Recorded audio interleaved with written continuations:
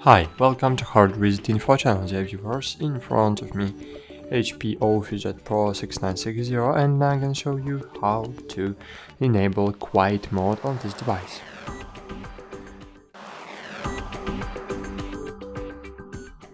First thing to know that in quiet mode your printer will print documents slower than in normal mode, but quieter. So open the control panel firstly, click on the settings button and find quiet mode and activate it. Of course you can schedule this mode, for example between 10 p.m. and 7 a.m. Quiet mode will be automatically enabled, and in normal life, in normal time, quiet mode will be disabled. That's it, thanks for watching, like this video, subscribe to our channel, and bye, see you!